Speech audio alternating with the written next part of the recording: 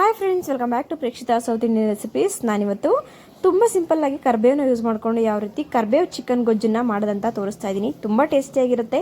Taste ಕೂಡ ಮುದ್ದೆ, ಅನ್ನ, ಚಪಾತಿ, ರೊಟ್ಟಿ, ದೋಸೆಗೆ ತುಂಬ ಚೆನ್ನಾಗಿರುತ್ತೆ. ಹಾಗಿದ್ರೆ ಬನ್ನಿ ಯಾವ ರೀತಿ ಮಾಡೋದಂತ ನೋಡ್ಕೊಂಬರೋಣ. ಅದಕ್ಕಿಂತ ಮುಂಚೆ ನೀವು ನನ್ನ ಚಾನಲ್ನ ಸಬ್ಸ್ಕ್ರೈಬ್ ಮಾಡಿದ್ದನ್ನು ಸಬ್ಸ್ಕ್ರೈಬ್ ಮಾಡ್ಕೊಳ್ಳಿ. ಹಾಗೆ ಪಕ್ಕದಲ್ಲಿರುವ ಬೆಲ್ಲೈಕನ್ನು ಕೂಡ ಕ್ಲಿಕ್ ಮಾಡ್ಕೊಳ್ಳಿ. ಹಾಗಿದ್ರೆ ಬನ್ನಿ ಯಾವ ರೀತಿ ತುಂಬ ಸಿಂಪಲ್ಲಾಗಿ ಟೇಸ್ಟಿಯಾಗಿ ಕರ್ಬೇವು ಚಿಕನ್ ಗೊಜ್ಜನ್ನು ಮಾಡೋದಂತ ನೋಡ್ಕೊಂಬರೋಣ. ಮೊದಲನೇದಾಗಿ ನಾನಿಲ್ಲಿ ಕರ್ಬೇವಿನ ಸೊಪ್ಪಿನ ಚಿಕನ್ ಗ್ರೇವಿ ಅಥವಾ ಗೊಜ್ಜನ್ನು ಮಾಡೋದಕ್ಕೆ ಒಂದು ಚಿಕ್ಕ ಮಿಕ್ಸಿ ಜಾರ ತೊಗೊಂಡಿದ್ದೀನಿ. ಅದಕ್ಕೆ ಒಂದು ಬೌಲಷ್ಟು ಕರ್ಬೇವಿನ ಸೊಪ್ಪನ್ನು ಕೂಡ ನಾನಿಲ್ಲಿ ಹಾಕ್ಕೊಂಡು ಅದನ್ನು ಯಾವುದೇ ರೀತಿ ನೀರನ್ನು ಆ್ಯಡ್ ಮಾಡದೇ ರೀತಿ ತರ್ತರಿಯಾಗಿ ರುಬ್ಕೋಬೇಕು. ತುಂಬ ತರ್ತರಿನೂ ಬೇಡ, ತುಂಬ ನುಣ್ಣಗೂ ಬೇಡ, ಈ ರೀತಿ ರುಬ್ಕೋಬೇಕು. ನೋಡ್ತಾ ಇರ್ಬೋದು ನೀವು. ಈಗ ಅದನ್ನು ಒಂದು ಸೈಡ್ಗೆ ಎತ್ತಿಟ್ಟು ಅದೇ ಮಿಕ್ಸಿ ಜಾರಿಗೆ ಒಂದು 2 ಮೀಡಿಯಮ್ ಸೈಜ್ ಈರುಳ್ಳಿಯನ್ನು ಹಾಕಿದ್ದೀನಿ. ಒಂದು 4 ರಿಂದ 5 ಹಸಿ ಮೆಣಸಿನ್ಕಾಯಿನಾದರೂ ಹಾಕೋಬೋದು, ಒಣಮೆಣಸಿನ್ಕಾಯಿ ಹಾಕೋಬೋದು.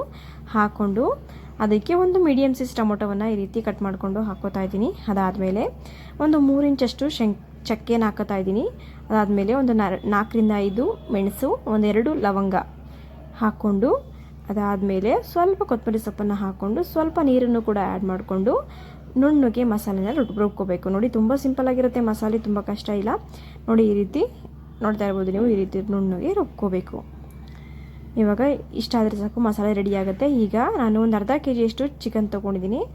ಈಗ ಸ್ಟವ್ನ ಆನ್ ಮಾಡಿಕೊಂಡು ಸ್ಟವ್ ಮೇಲೆ ಒಂದು ಪಾತ್ರೆಯನ್ನು ಇಟ್ಟು ಆ ಪಾತ್ರೆಗೆ ಒಂದು 4 ರಿಂದ 5 ಟೀ ಸ್ಪೂನಷ್ಟು ಎಣ್ಣೆನ ಹಾಕಿದ್ದೀನಿ. ಎಣ್ಣೆ ಚೆನ್ನಾಗಿ ಬಿಸಿ ಆದಮೇಲೆ ಒಂದು ಮೀಡಿಯಮ್ ಸೈಜ್ ಈರುಳ್ಳಿಯನ್ನು ಈ ರೀತಿ ಸಣ್ಣದಾಗಿ ಕಟ್ ಮಾಡಿಕೊಂಡು ಒಂದು ನಿಮಿಷ ಅದರಲ್ಲಿ ಎಣ್ಣೆಯಲ್ಲಿ ಸ್ವಲ್ಪ ಫ್ರೈ ಮಾಡ್ಕೋಬೇಕು. ಎಣ್ಣೆ ಸ್ವಲ್ಪ ಫ್ರೈ ಮಾಡಿದ ಮೇಲೆ ಈರುಳ್ಳಿಯನ್ನು ಅದಕ್ಕೆ ಒಂದು ಅರ್ಧ ಟೀ ಸ್ಪೂನಷ್ಟು ಅರಿಶಿನನ್ನು ಕೂಡ ಹಾಕೋಬೇಕು. ಹಾಕ್ಕೊಂಡು ಅದನ್ನು ಕೂಡ ಈ ರೀತಿ ಸ್ವಲ್ಪ ಎಣ್ಣೆಯಲ್ಲಿ ಫ್ರೈ ಮಾಡಿದ ಮೇಲೆ ಸ್ವಲ್ಪ ಶುಂಠಿ ಬೆಳ್ಳುಳ್ಳಿ ಪೇಸ್ಟ್ನ ಕೂಡ ನಾನಿಲ್ಲಿ ಹಾಕೋತಾ ಇದ್ದೀನಿ. ಹಾಕ್ಕೊಂಡು ಸ್ವಲ್ಪ ಎಣ್ಣೆಯಲ್ಲಿ ಅದನ್ನು ಕೂಡ ಒಂದು 2 ನಿಮಿಷ ಫ್ರೈ ಮಾಡ್ಕೋಬೇಕು. ಸ್ಟವ್ನ ಮೀಡಿಯಮ್ ಫ್ಲೇಮಲ್ಲಿ ಇಟ್ಕೊಂಡು ಚೆನ್ನಾಗಿ ಫ್ರೈ ಮಾಡ್ಕೋಬೇಕು. ತುಂಬ ಹೈ ಫ್ಲೇಮಲ್ಲಿ ಇಟ್ಟು ಫ್ರೈ ಮಾಡ್ತೀನಿ ಅಂತ ಹೋದರೆ ಅದು ಶುಂಠಿ ಬೆಳ್ಳುಳ್ಳಿ ಪೇಸ್ಟು ತಳ ಅಂಟಿಬಿಡುತ್ತೆ. ಸೊ ಕೈ ಬಿಡದಿರೋ ರೀತಿ ಸ್ಟವ್ನ ಮೀಡಿಯಮ್ ಫ್ಲೇಮಲ್ಲಿಟ್ಟು ಈ ರೀತಿ ಫ್ರೈ ಮಾಡ್ಕೋಬೇಕು. ಸ್ವಲ್ಪ ಶುಂಠಿ ಬೆಳ್ಳುಳ್ಳಿ ಪೇಸ್ಟು ಹಸಿ ಸ್ಮೆಲ್ ಹೋದ್ಮೇಲೆ ನಾವು ಅದಕ್ಕೆ ಚಿಕನ್ನ ಹಾಕ್ಕೋಬೇಕು. ಏನು ಚಿಕನ್ನ ರೆಡಿ ಮಾಡ್ಕೊಂಡು ಇಟ್ಕೊಂಡಿರ್ತೀವೋ ಅದನ್ನು ಕೂಡ ಇಲ್ಲಿ ಹಾಕ್ಕೊಂಡು ಚೆನ್ನಾಗಿ ಸ್ಟವ್ನ ಮೀಡಿಯಮ್ ಫ್ಲೇಮಲ್ಲಿಟ್ಟು ಸ್ವಲ್ಪ ಫ್ರೈ ಮಾಡಬೇಕು. ನೋಡಿ, ಈಗ ಎಲ್ಲ ಚಿಕನ್ನು ಕೂಡ ನಾನಿಲ್ಲಿ ಹಾಕ್ಕೊಂಡಿದ್ದೀನಿ. ಹಾಕ್ಕೊಂಡು ಚೆನ್ನಾಗಿ ಒಗ್ಗರಣೆ ಜೊತೆ ಫ್ರೈ ಮಾಡಬೇಕು.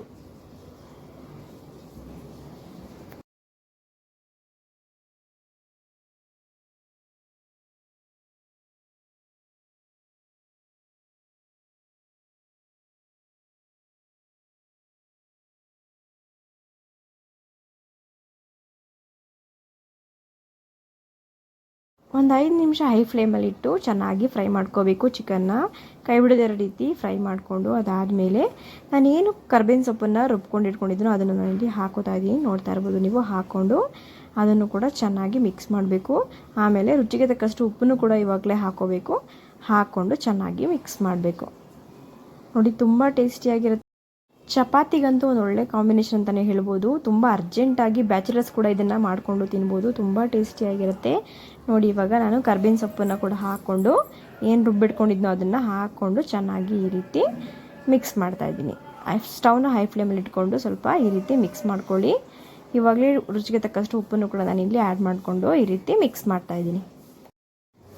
ಅದಾದಮೇಲೆ 1-2 ನಿಮಿಷ ಮಿಕ್ಸ್ ಮಾಡಿ ಚೆನ್ನಾಗಿ ಸ್ವಲ್ಪ ಹೈ ಫ್ಲೇಮಲ್ಲಿಟ್ಟು ಕುದಿಸಿ ಆದಮೇಲೆ ಈಗ ಏನು ಮಸಾಲೆನ ರೆಡಿ ಮಾಡ್ಕೊಂಡು ಇಟ್ಕೊಂಡಿದ್ದೋ ಈರುಳ್ಳಿ, ಟೊಮೊಟೊ, ಮೆಣಸಿನ್ಕಾಯಿ ಎಲ್ಲ ಹಾಕಿ ಅದನ್ನು ಕೂಡ ನಾನಿಲ್ಲಿ ಹಾಕ್ಕೊಂಡು ಚೆನ್ನಾಗಿ ಮಿಕ್ಸ್ ಮಾಡ್ಕೊತಾ ಇದ್ದೀನಿ.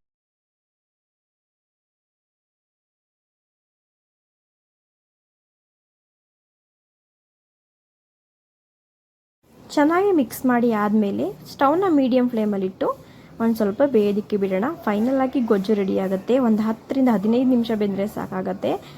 ತುಂಬ ಟೇಸ್ಟಿಯಾಗಿರುವಂಥ ಕರ್ಬೇವಿನ ಸೊಪ್ಪಿನ ಚಿಕನ್ ಗ್ರೇವಿ ರೆಡಿಯಾಗಿದೆ. ತುಂಬ ಟೇಸ್ಟಿಯಾಗಿರುತ್ತೆ. ಚಪಾತಿ, ಮುದ್ದೆ, ಅನ್ನ, ದೋಸೆ ಎಲ್ಲದಕ್ಕೂ ಕೂಡ. ನೋಡಿ, ನಿಮಗೆ ಸ್ವಲ್ಪ ಅನ್ನ ಮತ್ತು ಮುದ್ದೆ ಜೊತೆಗೆ ತಿಂತೀನಿ ಅಂದರೆ ಸ್ವಲ್ಪ ನೀರನ್ನು ಬಿಟ್ಟು ಎಕ್ಸ್ಟ್ರಾ ನೀರನ್ನು ಬಿಟ್ಟು ಆ್ಯಡ್ ಮಾಡಿಕೊಂಡು ಸ್ವಲ್ಪ ಲೈಟಾಗಿ ಸಾಂಬಾರು ಮಾಡ್ದಂಗೆ ಮಾಡ್ಕೋಬೇಕಾಗುತ್ತೆ. ನೋಡಿ, ನಾನಿವಾಗ ಅನ್ನದ ಜೊತೆ ಸರ್ವ್ ಮಾಡ್ತಾಯಿದ್ದೀನಿ. ಸೊ ನೋಡಿ, ನಾನು ಈ ರೀತಿ ರೆಡಿ ಮಾಡ್ಕೊಂಡಿದ್ದೀನಿ ಗೊಜ್ಜನ್ನು. ನೋಡ್ತಾ ಇರ್ಬೋದು ನೀವು. ತುಂಬ ಸಖತ್ತಾಗಿರುತ್ತೆ, ಸೂಪರಾಗಿರುತ್ತೆ. ಟೇಸ್ಟ್ ಅಂತೂ ಅದ್ಭುತವಾಗಿರುತ್ತೆ.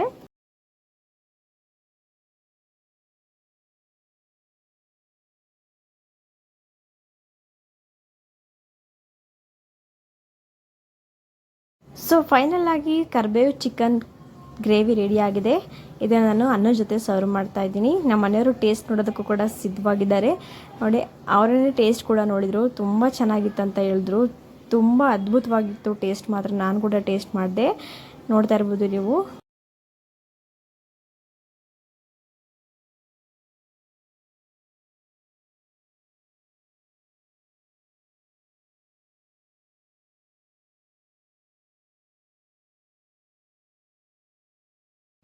ನಮ್ಮ ಮನೆಯವ್ರು ಕೂಡ ಟೇಸ್ಟ್ ನೋಡಿ ತುಂಬ ಚೆನ್ನಾಗಿತ್ತು, ತುಂಬ ಸಿಂಪಲ್ಲಾಗಿ ಮಾಡ್ಬೋದು ಮತ್ತು ತುಂಬ ಚೆನ್ನಾಗಿತ್ತು ಅಂತ ಹೇಳಿದರು. ನೋಡ್ತಾ ಇರ್ಬೋದು ನೀವು ಅವರ ರಿಯಾಕ್ಷನು, ತುಂಬ ಟೇಸ್ಟಿಯಾಗಿರುತ್ತೆ.